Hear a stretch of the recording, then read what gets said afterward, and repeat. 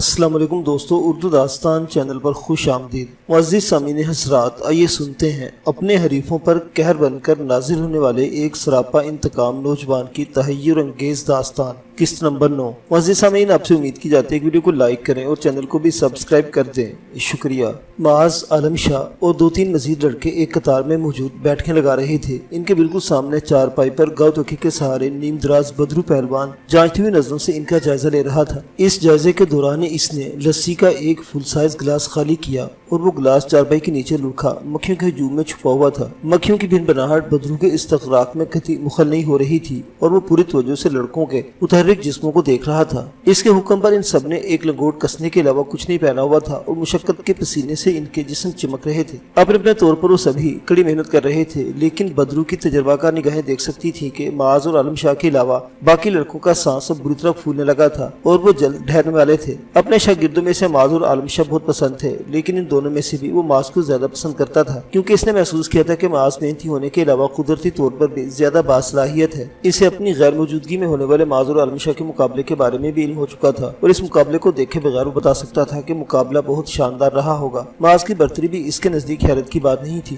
وہ اس لڑکے میں کوئی الگ جذبہ، جنون اور شعلہ سا محسوس کرتا تھا اور جانتا تھا کہ ایسے لوگ دوسروں سے ہمیشہ سبقت لے جاتے ہیں۔ اس کا دل چاہتا تھا کہ وہ معاذ کو ایک مکمل پہلوان، ایک پیشہ ور پہلوان کے روپ میں ڈھال دے، لیکن وہ جانتا تھا ایسا ممکن نہیں ہے کہ شہری ماحول کا پڑھنے لکھنے والا ہی لڑکا اور بھی بہت سے شوق رکھتا تھا اور پہلوانی کے گر سیکھنا اس کے بہت سے مشاغل سے ایک مشغلہ تھا۔ معاذ بہت بری خبر ہے، بشرا گلزار کو کسی نے ٹارگٹ کلنگ کا شکار بنایا ہے، ٹی وی پر نیوز چل رہی ہے۔ بدرو کی محبت اور استغراق کو ایک تیز آواز نے توڑا۔ بہت جوش سے معاذ کو اطلاع دینے والا حنین تھا۔ اس خبر کو سنتے ہی معاذ کا متحرک جسم ایک پل کو ساکن ہوا اور وہ پھر تیزی سے بھاگتا ہوا باہر کی طرف لپکا۔ کمرو کے پکوان ہاؤس پر ایک ٹیلی ویژن سیٹ مسلسل چلتا رہتا تھا اور معاذ اپنے حلیے کی پرواہ کیے بغیر اسی طرف دوڑا تھا۔ اسے یہ خیال بھی نہیں آیا تھا کہ اپنے اسمارٹ فون پر بھی یہ خبر دیکھ سکتا ہے۔ وہ پسینے سے شرابور صرف ایک لنگوٹ پہنے چلتے ہوئے ٹی وی کے سامنے کھڑا تھا۔ کچھ اور لوگ بھی اسکرین پر دکھانے والے منظر کی طرف متوجہ تھے، لیکن ان کے لیے ایک معمول کی خبر تھی۔ ان میں سے کوئی بھی معاذ جیسی کیفیت سے نہیں گزر رہا تھا۔ ٹی وی اسکرین پر ایک تباہ شدہ گاڑی، خون کے دھبے اور چند پولیس والے کارروائی کرتے دکھائی دے رہے تھے۔ ساتھ ہی نیوز اینکر ہی جانی لہجے میں بتا رہا تھا، شارع فیصل پر سٹار گیٹ کے قریب ٹارگٹ کلنگ کا ایک واقعہ پیش آیا ہے۔ اس واقعے میں امریکہ ریٹرن ہارٹ سرجن قیوم صدیقی اور مشہور صحافی گلزار عاصم کی بیٹی بشرا گلزار کو نشانہ بنایا گیا ہے۔ اطلاعات کے مطابق قیوم صدیقی کو ایک گولی سر اور دوسری گردن میں لگی اور وہ موقع پر ہی ہلاک ہو گئے، جبکہ بشرا گلزار کے بازو میں ایک گولی لگی ہے، لیکن ان کی حالت بھی خاصی تشویشناک ہے۔ واقعے کے وقت قیوم صدیقی گاڑی چلا رہے تھے۔ ان کو گولی لگنے کی وجہ سے گاڑی بے قابو ہو گئی اور ایک ٹرک سے ٹکرا کر بری طرح تباہ ہو گئی۔ بشرا گلزار کو زیادہ چوٹیں اسی حادثے میں لگی ہیں۔ انہیں فوری طور پر جناح ہسپتال منتقل کیا جا چکا ہے، جہاں ان کی حالت تشویشناک بتائی جا رہی ہے۔ نیوز اینکر بولتا جا رہا تھا اور معاذ کی سماعتوں میں جیسے کہ کھولتا ہوا لاوا انڈیلتا جا رہا تھا۔ رہ کر جوش اور جذبے سے بھری منموہنی سی بشرا کی شکل اس کی آنکھوں کے سامنے گھوم رہی تھی۔ اس کی عمر کم تھی، لیکن خواب بڑے بڑے تھے۔ اس کے اندر حب الوطنی کا جذبہ کوٹ کوٹ کر بھرا ہوا تھا۔ وہ جہاد بالقلم کرنے کا عزم دل میں لے کر میدان میں اتری تھی اور شہید صحافت بننے کو بھی تیار تھی، لیکن اتنی جلدی؟ ابھی تو اس نے باقاعدہ اپنے کیریئر کا آغاز بھی نہیں کیا تھا۔ ابھی تو اس کی تعلیم بھی نامکمل تھی۔ ابھی تو وہ زمین سے نازک کومل کی صورت پھوٹی تھی۔ ابھی تو اس کومل کو پوری طرح نمو بھی نہیں ہوئی تھی اور ظالموں نے اسے بری طرح رون ڈالا تھا۔ وہ جو گلزار عاصم جیسے دیانتدار صحافی کی اکلوتی بیٹی تھی اور جس کے حوالے سے انہوں نے جانے کتنے خواب دیکھے تھے، کسی کی فرعونیت کا نشانہ بن کر موت و زیست کے درمیان لٹکی ہوئی تھی۔ معاذ جو اس کے بارے میں سوچ رہا تھا، اس کا دل اس کے سینے میں ڈوبتا جا رہا تھا۔ معاذ، کسی نے اس کے شانے پر ہاتھ رکھ کر اسے پکارا تو وہ جیسے کسی گہری کھائی سے باہر آیا اور پکارنے والے کی طرف دیکھا۔ وہ عالم شاہ تھا۔ چلو ہم ہاسپٹل چلتے ہیں۔ عالم شاہ کے نہایت ہمدرد سے کہنے پر اسے احساس ہوا کہ واقعی اسے اس وقت ہاسپٹل ہونا چاہیے۔ کچھ ہی دیر بعد وہ لوگ لباس وغیرہ کی تبدیلی کے مرحلے سے گزر کر عالم شاہ کی گاڑی میں ہاسپٹل جا رہے تھے۔ وہاں انہوں نے لوگوں کے ایک چھوٹے سے ہجوم کے درمیان گلزار عاصم کو دیکھا۔ ان کا چہرہ زرد تھا، اتنا زرد کہ لگتا تھا کہ خون کا ایک قطرہ بھی ان کے جسم میں باقی نہ رہا ہو۔ وہ ایک کرسی پر بیٹھے ہوئے تھے اور ایک آدمی تسلی دینے والے انداز میں ان کے شانے پر ہاتھ رکھے ہوئے تھا۔ ان کی ساتھ والی کرسی پر سادہ سے شلوار قمیص میں خاتون بیٹھی ہوئی تھی۔ خاتون نے بڑی سی سفید چادر اس انداز میں اڑی ہوئی تھی کہ ان کی پیشانی مکمل طور پر چھپ گئی تھی اور صرف آنکھیں، ناک اور ہونٹ ہی نظر آ رہے تھے۔ ان چند نقوش اور رنگت کو دیکھ کر اندازہ ہوتا تھا کہ وہ اہل مغرب میں سے ہیں۔ بشرا کی بھوری آنکھیں یقیناً انہی سے مشابہ تھی۔ اس وقت ان بھوری آنکھوں سے لڑی کی صورت آنسو بہ رہے تھے، لیکن یہ آنسو بے آواز تھے اور وہ سر کو ذرا سا جھکا کر زیر لب کچھ پڑھنے میں مشغول تھی۔ شاید کوئی ایسا وظیفہ، کوئی ایسا اسم، ایسی دعا جو انہیں ان کی بیٹی لوٹا دے۔ ان کے ساتھ ہی ایک لڑکی ان کا بازو تھام کر بیٹھی ہوئی تھی۔ وہ سسکیوں کے ساتھ زاروں قطار رو رہی تھی۔ ماضی سے یونیورسٹی میں بشرا کے ساتھ دیکھ چکا تھا، اس لیے اسے پہچاننے میں مشکل نہیں ہوئی کہ وہ بشرا کی قریبی سہیلی راہیلہ ہے۔ ان تینوں چہروں کے علاوہ بھی وہاں ارد گرد جتنے چہرے موجود تھے ان پر تشویش اور دکھ کے تاثرات درج تھے، اور کسی کے بتائے بغیر بھی جان سکتے تھے کہ بشرا کی حالت ٹھیک نہیں ہے۔ بشرا گلزار کی حالت اب کیسی ہے؟ سب کو سمجھتے ہوئے عالم شاہ نے وہاں کھڑے لوگوں سے ایک شخص سے پوچھا۔ معاذ میں تو یہ سوال کرنے کی بھی جرات نہیں تھی، وہ بے بسی کی کیفیت میں ایک ستون سے ٹیک لگائے خاموش کھڑا تھا۔ ڈاکٹرز اپنی پوری کوشش کر رہے ہیں لیکن کوئی واضح بات بتانے سے قاصر ہے۔ بہت زیادہ زخم آئے ہیں، کئی فریکچر ہیں، سر پر بھی چوٹ لگی ہے جس کی طرف سے ڈاکٹرز نے تشویش کا اظہار کیا ہے۔ خون بہت زیادہ بہ جانے کی وجہ سے بھی مسئلہ ہے، جان پہچان والے چند لوگ خون کا عطیہ دے رہے ہیں لیکن ڈاکٹرز کا خیال ہے کہ ابھی مزید خون کی ضرورت پڑے گی۔ اس شخص نے مختصراً ساری تفصیل بتا دی۔ چلو ہم بھی چل کر خون دیتے ہیں۔ حنین جو ان کے پیچھے پیچھے بائک پر آیا تھا اور معاذ کے قریب ہی کھڑا ہوا تھا، اس گفتگو کو سن کر معاذ کے دل کی بات بولا۔ ان تینوں نے وہاں سے ہٹتے ہوئے دیکھا کہ میڈیا کے لوگوں نے گلزار عاصم کو گھیرے میں لیا ہے اور اس حادثے کے بارے میں جاننے کی کوشش کر رہے ہیں۔ شاید کوئی ایسی بات، کوئی ایسا جملہ جن چینل سے نشر ہونے والے خبروں کو مزید چٹپٹا اور مثالے دار بنا سکے۔ حالانکہ جانتے اور سمجھتے وہ بھی تھے کہ اس سب کے پیچھے کون ہو سکتا ہے، لیکن کون ایسا سچ بول کر اپنے سر مصیبت مول لیتا۔ وہ گلزار عاصم کی زبانی سے کوئی ایسا جملہ اگلانا چاہتے تھے جس کو بنیاد بنا کر اپنی مرضی کے راگ چھیڑ سکیں، لیکن انہوں نے غم اور پریشانی کے ان جان لیوا لمحات میں بھی بردباری سے کام لیا اور صرف اتنا بولے، فی الحال میں اس حادثے کے پس منظر سے متعلق کچھ نہیں کہہ سکتا۔ میں اپنی بیٹی کی طرف سے تشویش میں مبتلا ہوں اور سب لوگوں سے اپیل کرتا ہوں کہ وہ اس کی زندگی اور صحت کے لیے دعا کریں۔ ان کے لیے جیسے ظاہر تھا کہ وہ بہت مشکل سے اپنے آنسو کو قابو میں رکھے ہوئے ہیں۔ شاید وہ اپنا ایک بہادر صحافی کا امیج برقرار رکھنا چاہتے تھے، لیکن وہ ایک باپ بھی تو تھے جن کی اکلوتی اولاد موت اور زندگی کے درمیان لٹکی ہوئی تھی۔ دل میں گہرا دکھ محسوس کرتا معاذ اپنے دوستوں کے ساتھ وہاں سے ہٹ گیا۔ خون کا عطیہ دینے کے مراحل سے گزر کر وہ دوبارہ وہاں آئے، انہیں میں خاصا وقت لگا تھا، لیکن وہ واپس آ کر بھی یوں ہی محسوس ہوا کہ جیسے اس جگہ کا منظر اپنی جگہ ٹھہر سا گیا ہو۔ شاید کچھ چہروں کی کمی اور زیادتی کی تبدیلی پیش آئی تھی، لیکن چہروں کا تاثر ہنوز وہی تھا جو دل کو تشویش میں مبتلا کر رہا تھا۔ پوچھنے پر یہی معلوم ہوا کہ بشرا گلزار ہنوز آپریشن تھیٹر میں ہے اور ڈاکٹرز اس کی طرف سے کوئی حتمی یقین دہانی نہیں کروا رہے ہیں۔ وہاں بیٹھنے کے لیے خالی کرسیاں موجود نہیں تھی، اس لیے وہ تینوں ایک دیوار سے ٹیک لگا کر کھڑے ہو گئے۔ لیب میں خون دینے کے بعد انہیں جوس پینے کے لیے دیا گیا تھا، لیکن ہلکی ہلکی سی نکاہت بہرحال محسوس ہو رہی تھی۔ وہاں کھڑے کھڑے کچھ اور لمحات چونٹی کی رفتار سے آگے بڑھے، پھر عالم شاہ دھیمے لہجے میں معذرت خواہانہ انداز میں بولا، سوری معاذ، میں یہاں تمہیں چھوڑ کر نہیں جانا چاہتا، لیکن مجبوری ہے کہ مجھے جانا ہوگا۔ آج ابا جی گاؤں سے آنا ہے اور مجھے ہر حال میں ان کے استقبال کے گھر پر موجود ہونا چاہیے۔ میں کوشش کروں گا کہ فون پر تم سے رابطے میں رہوں۔ ٹھیک ہے، تم جاؤ، میرے ساتھ حنین ہے، لیکن نہیں، حنین کو بھی اپنے ساتھ گھر جانا ہوگا۔ اس کا گھر کافی دور ہے، بہتر یہ ہے کہ یہ بھی روانہ ہو جائے۔ بس کسی طرح میری بائک یہاں پہنچانے کا انتظام کر دینا۔ وہ وہیں بدر استاد کے اکھاڑے پر کھڑی ہوگی۔ عالم شاہ سے بات کرتے کرتے وہ حنین کی طرف رخ موڑ گیا تھا اور اب اس سے بات کر رہا تھا۔ جس وقت وہ لوگ ہاسپٹل سے نکلے تھے، ان کی کیفیت کے پیش نظر عالم شاہ نے اسے اپنی گاڑی میں ہی بٹھا لیا تھا، مبادا وہ خود بائک چلانے کی صورت میں کوئی حادثہ نہ کر بیٹھے۔ میں کہیں نہیں جا رہا، میں تمہارے ساتھ یہی رکوں گا، گھر پر فون کر کے اطلاع دے دوں گا۔ آج معاذ کے گھر پر رکا ہوں، کسی تشویش کی ضرورت نہیں۔ حنین نے اپنا فیصلہ سنایا تو عالم شاہ نے اطمینان کا اظہار کیا اور بولا، یہ بالکل ٹھیک فیصلہ ہے، تم یہی رہو۔ معاذ کی بائک پہنچانے کا مسئلہ نہیں ہے، لیکن بہتر ہے کہ یہ خود بائک نہ چلائے اور جب بھی گھر واپس جانا چاہے تم اپنی بائک پر سے اسے ساتھ لے چلو۔ میں اب ٹھیک ہوں یار۔ بشرا کے ساتھ پیش آنے والے حادثے پر فوری ردعمل کے طور پر کچھ ڈسٹرب ہو گیا تھا، لیکن اب میں سنبھل چکا ہوں، تم لوگ میرے لیے اتنا پریشان نہ ہو۔ معاذ نے دخل دے کر انہیں ٹوکا، ٹھیک ہے تم سنبھل چکے، لیکن کوئی فرق نہیں پڑے گا کہ اگر میں بھی تمہارے ساتھ یہاں رک جاؤں۔ حنین نے اپنا فیصلہ سنایا تو وہ خاموش ہو گیا۔ عالم شاہ ان دونوں سے مصافحہ کر کے وہاں سے روانہ ہو گیا۔ وہاں بہت سی آوازیں تھیں اور ایک بڑے اسپتال کی مخصوص گہما گہمی نظر آ رہی تھی، لیکن پھر بھی آس پاس منڈلاتی موت کی آہٹ سے دل گھبرا رہا تھا اور ہر شخص اپنی جگہ دعا مانگ رہا تھا کہ کسی طرح وہاں منڈلاتی موت واپس لوٹ جائے۔ معاذ کی نظریں کئی بار گلزار عاصم سے ملی تھی، لیکن نہ تو ان کے قریب گیا تھا اور نہ ہی انہوں نے اسے مخاطب کیا تھا۔ بشرا کی زندگی کی نوید مل جانے کی امید کے سوا گویا ہر شے بے معنی ہو گئی تھی۔ ایک سناٹا اور خوفزا تھا جو دلوں پر طاری تھا۔ اس سناٹے میں وہاں وارد ہونے والے ایک شخص کے چہرے نے ہلچل مچا دی۔ وہ سلطان تھا جو اپنے 2 چمچوں کے ساتھ چلا رہا تھا۔ اس کی شکل دیکھتے معاذ کے اعصاب تن گئے اور مٹھیاں بھینچ گئی۔ وہ دوستوں کے معاملے میں جذباتی لڑکا تھا اور بشرا اس کی دوست تھی۔ اس کے قتل کی سازش میں ملوث ٹولے کے ایک فرد کو وہاں دیکھ کر وہ اپنے جذبات پر قابو نہ پا سکا اور عقاب کی طرح جھپٹ کر سلطان کا گریبان پکڑ لیا۔ تمہاری ہمت کیسے ہوئی یہاں قدم رکھنے کی؟ تماشا دیکھنے آئے ہو؟ خون آشام نظروں سے سلطان کو گھورتے بری طرح غرایا۔ سلطان کو اس سے ایسی حرکت کی امید نہیں تھی، اس لیے وہ چند لمحوں کے لیے بالکل ساکت رہ گیا، پھر اس کے ہاتھ سے اپنا گریبان چھڑانے کی کوشش کرتے غصے سے بولا، چھوڑو میرا گریبان، یہ کیا بےہودہ حرکت ہے؟ بشرا تمہاری طرح میری بھی یونیورسٹی فیلو ہے اور میں اس کی خیریت معلوم کرنے آیا ہوں۔ خیریت نہیں، تم یہ معلوم کرنے آئے ہو کہ اس کے مرنے میں اور کتنی دیر لگے گی؟ معاذ دھیمی آواز میں پکارا۔ जज्बात में होने के बावजूद इसने महसूस कर लिया था कि इनके तरफ लोगों का हुजूम जमा होने लगा है और वो बहरहाल लोगों के हाथ कोई मौजू नहीं आने देना चाहता था। लगता है तुम्हारा दिमाग उलट गया है जो ऐसी फजूल बकवास कर रहे हो। सुल्तान ने इसकी गिरफ्त से अपना गिरबान छुड़वाने में एक नाकाम कोशिश की और इसी अंदाज में पुकारा। इसके लिए शर्मिंदगी की बात थी कि वो माँ से अपना गिरबान छुड़वाने में कामयाब नहीं हो पा रहा था, इसलिए इसका चेहरा गुस्से से सुर्ख हो रहा था। लेकिन अवामी जगह होने की वजह से वो ज्यादा हंगामा भी नहीं कर सकता था, वरना वो उसके साथ जिस कुमाश के लोग थे ऐसी सूरत हाल में हथियार निकालते हुए देर नहीं लगती थी। हकीकतन आम लोगों से भी ज्यादा इसे वहाँ मौजूद मीडिया के अफराद की फिक्र इसलिए अपने साथियों को इशारा कर दिया था कि वो तहम्मुल से काम ले।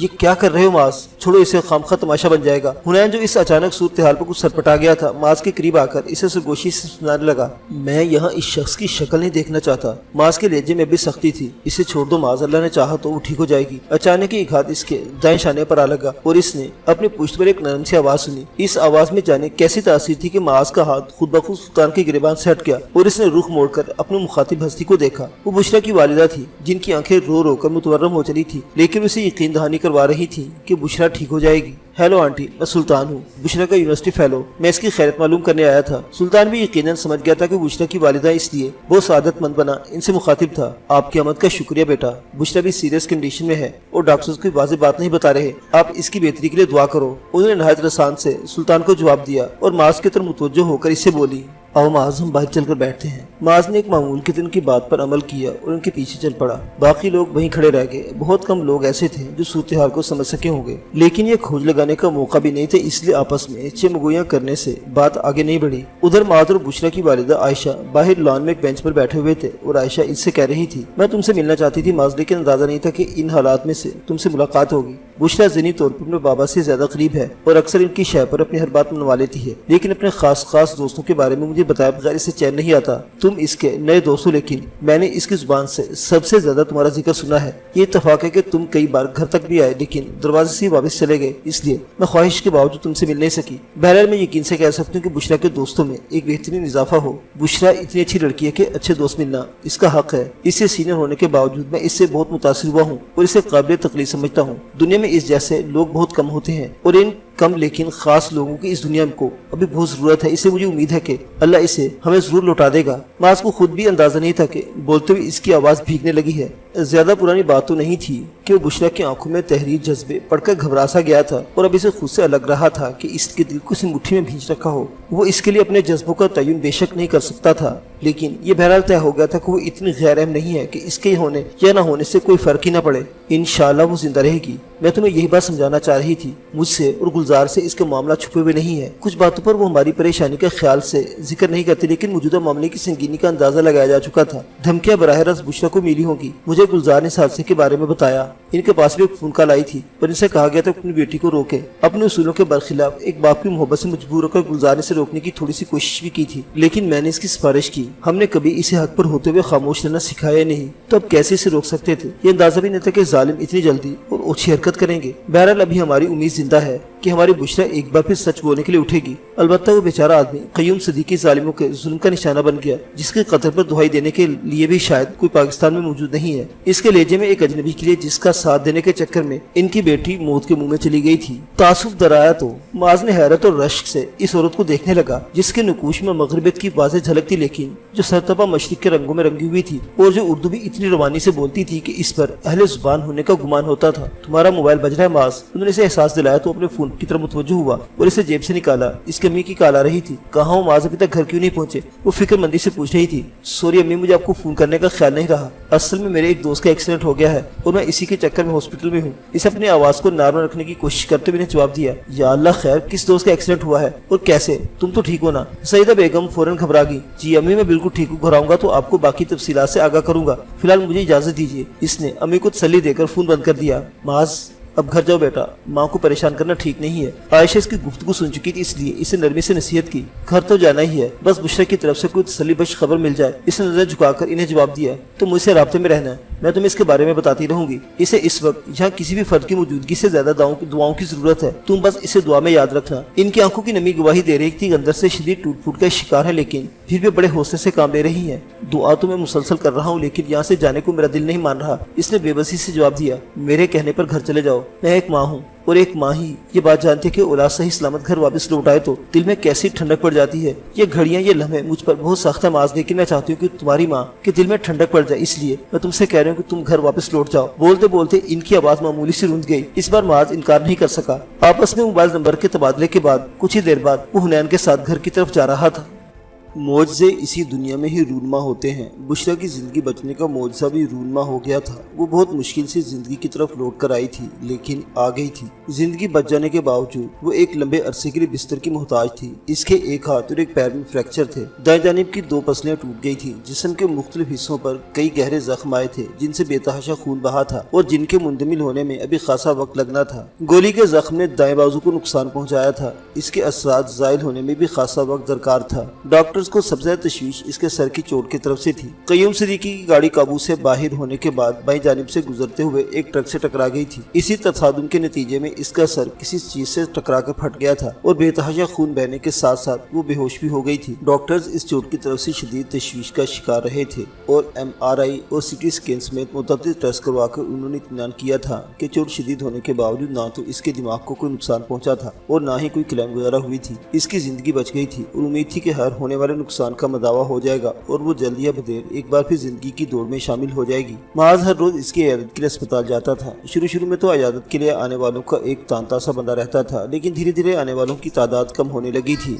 सिर्फ माज था जो अपनी ढेरों मसरूफियत के बावजूद रोजाना अस्पताल में हाजिरी देना फर्ज समझता था। इस रोज भी वो मामूल के मुताबिक अस्पताल पहुंचा हुआ था और बुशरा की वालिदा से हल्की फुल्की गुफ्तगू में मसरूफ था कि एक जोड़े की आमदनी से हैरान कर दिया। वो सोनिया खान, उसका शोहर दाराब खान थे। दाराब खान बिल्कुल ही सोनिया का उलट था। वो जितनी हसीन और नाजुक थी, वो इतना ही मोटा और भद्दा था। इसकी चौड़ाई इतनी ज्यादा थी कि लंबे कद के बावजूद वो कोई कुछ फुटपालमा इंसान दिखाई देता था। नाक मोटी और फैली हुई थी, होंठ भी मोटे थे और इन पर इनसे भारी भरकम मूछें झुकी हुई थी। आंखें न जाने बहुत छोटी थी। ये फिर बेहद पुरगोश चेहरे की वजह से अंदर धंसी होने के बाइस छोटी महसूस हो रही थी। शुक्र था कि इसकी रंगत साफ थी, वरना शायद बच्चे इसे कुछ जिन्भू समझकर इससे डर जाते। अब भी अपने पहलू में मौजूद हुस्न जमाल का पैकर सोनिया खान के साथ चलता वो कोई देवी महसूस हो रहा था। हम बहुत पहले इयादत के लिए आते, लेकिन इत्तफाकन हादसे वाली सुबह मैं और दराब दुबई चले गए और कल ही वापस आए हैं। सलाम दुआ खैर खैरियत पूछने के मराहिल से गुजरने के बाद सोनिया खान ने मुअज़्ज़ज़ खाना अंदाज में ताखीर से इयादत के लिए आने का सबब बता दिया। कोई बात नहीं, आप सबकी दुआओं से बुशरा मौत के मुंह से वापस आ गई है। हमारे लिए यही काफी है। बाकी दुनियादारी के तकाजे तो इंसान निभाता ही रहता है। आयशा ने अखलाक से इसे जवाब दिया। आंटी, ये सोनिया खान वही खातून है जिनके घर एक बार हमने गुंडों की फायरिंग से बचने के लिए पना ली थी। रोजाना आमदरफ्त के बाइस मास की आयशा से बहुत दोस्ती हो गई थी और वो तकरीबन तमाम वाकयात से इनके साथ डिस्कस कर चुका था, इसलिए इस वाक़े का हवाला देकर सोनिया खान का तारुफ मुकम्मल किया। बुशरा की हालत को देखने के बाद मुझे अंदाजा हो रहा है कि उस रोज तुम लोगों ने मुझे जो स्ट्रीट क्राइम वगैरह की कहानी सुनाई थी वो बस एक बहाना था। उस रोज भी तुम लोगों पर एक कातिलाना हमले से बचे थे। सोनिया खान ने मास्क को घूरते अपना ख्याल जाहिर किया। इसका शोहर दुराब इसके बराबर में खामोशी से बैठा हुआ था और यकीनन सिर्फ बीवी की फरमाइश पर वहाँ आया था। अरे नहीं, ऐसी कोई बात नहीं है। अभी बुशरा जिस हादसे का शिकार हुई है, इसमें असल निशाना ये नहीं थी। असल निशाना वो साहिब थे जो उस रोज मौका पर ही हलाक हो गए थे। बुशरा तो सिर्फ इनके साथ होने की वजह से जद में आ गई। माज ने तेजी से इसके ख्याल की तरदीद की। इनके दरमियान यही तय था कि फिलहाल इस मौजू पर कुछ नहीं कहा जाएगा। बुशरा के खतरे से बाहर आने तक किसी को भी किसी बात का होश नहीं रहा था, लेकिन बाद में जब ख्याल आया और मालूमात हासिल की गई तो पता चला कि हादसे का शिकार होने वाली गाड़ी से कोई फाइल, कोई डॉक्यूमेंट, यहाँ तक के कयूम सिद्दीकी और बुशरा के मोबाइल तक नहीं मिले थे। साफ जाहिर था कि लंबे हाथों वालों ने अपने असर सूख से ये सारी चीजें गायब करवा दी थी। इस पर गजब ये हुआ कि घर पर मौजूद किसी के न होने का फायदा उठाते हुए बुशरा के लैपटॉप समेत लिखने पढ़ने से मुतल्लिक कई अहम चीजें चुरा ली गई थी और हकीकतन इस वक्त वो लोग बिल्कुल खाली हाथ थे। इनके पास कोई चीजें सबूत ऐसा नहीं था जिसकी बुनियाद पर कोई दावा किया जा सकता। कयूम सिद्दीकी की बेवा अपने नौजवान बेटे के साथ कुछ दिनों के लिए पाकिस्तान आई और अपने शोहर की तदफीन करवाकर खामोशी से वापस लौट गई थी। इसने साफ कह दिया था कि वो इस चक्कर में पड़कर शोहर के बाद बेटे को खोने की कतई हिम्मत नहीं रखती। मीडिया में दबे अल्फाज में कयूम सिद्दीकी के कत्ल और यज़दानी बिल्डर्स वाले केस के दरमियान रबत का जिक्र छेड़ा गया था, लेकिन ज्यादा गहराई में जाने की किसी ने जहमत नहीं की थी। कयूम सिद्दीकी की बेवा ने मीडिया वालों से मुलाकात से साफ इनकार कर दिया था। वो बुशरा को देखने अस्पताल भी नहीं आई थी और गुलजार आसिम से सिर्फ फोन पर खैरियत मालूम कर ली थी। ऐसा लगता था कि वो किसी दबाव के ज़ेरे असर है। शायद इसे धमकी दी गई थी कि इसलिए वो अपने शोहर की तदफीन के बाद खामोशी से वापस अमेरिका लौट गई। इन हालात में अगर गुलजार आसिम या इनकी फैमिली की तरफ से कुछ भी कहा जाता तो इसकी हैसियत इल्जाम तराशी से ज्यादा नहीं होती। पुलिस को भी उन्होंने अपने बयान में सिर्फ ये बताया था कि बुशरा कयूम सिद्दीकी के साथ क्यों और किस मकसद के लिए जा रही थी। बाकी पुलिस का फर्ज बनता था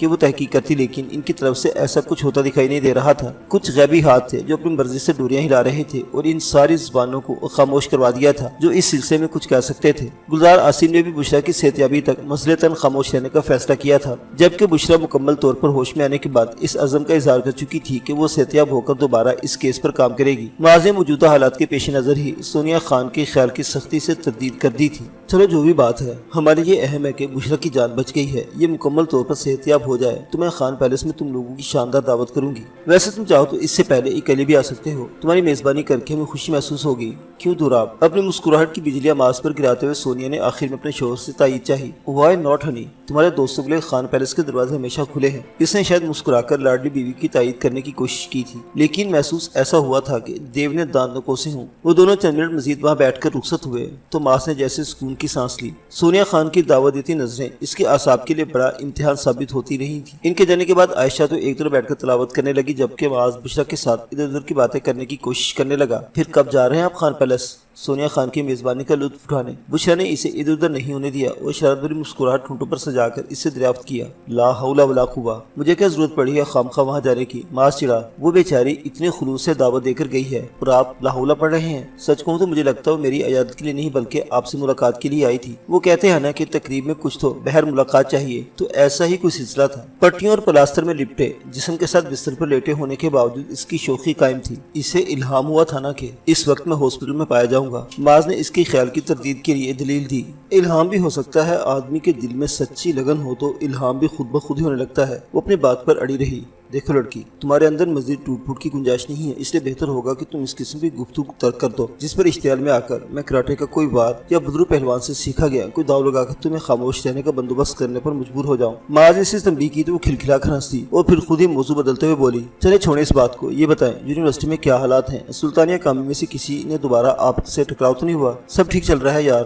وہ لوگ بھی آج کل حیرت انگیز طور پر خاموش اور سامنے بھی ہو جائے تو میری راہ میں نہیں روکتے۔ 2 دن سے کامی بھی یونیورسٹی آنا شروع ہو چکا ہے، بہترین علاج کی بدولت اپنے پیروں پر کھڑا ہو گیا ہے، لیکن سننے میں آیا کہ ابھی ڈاکٹر نے کچھ عرصے احتیاط کی ہدایت کر رکھی ہے۔ خیر چھوڑو اس بر موضوع کو اور ایک اطلاع سنو، اگلے ہفتے ہمارا ڈپارٹمنٹ کیرتھر نیشنل پارک کی سیر کے لیے جا رہا ہے، ہو سکتا ہے کہ ادھر ادھر کے لوگ بھی شامل ہوں۔ بہرحال امید ہے کہ ہم ایک اچھا ٹرپ کر کے آئیں گے۔ مجھے اس طرح کے جگہوں پر جانے کا بہت شوق ہے جہاں انسانوں کی دخل اندازی کم سے کم ہو اور فطرت کی حکمرانی نظر آئے۔ پچھلے سال میں دوستوں کے گروپ کے ساتھ لال سوہانا نیشنل پارک گیا تھا، کئی شمالی علاقوں میں بھی جا چکا ہوں، لیکن کراچی سے اتنا قریب ہونے کے باوجود کیرتھر نیشنل پارک جانے کا موقع اب مل رہا ہے اور میں اس ٹرپ کے حوالے سے کافی ایکسائٹمنٹ فیل کر رہا ہوں۔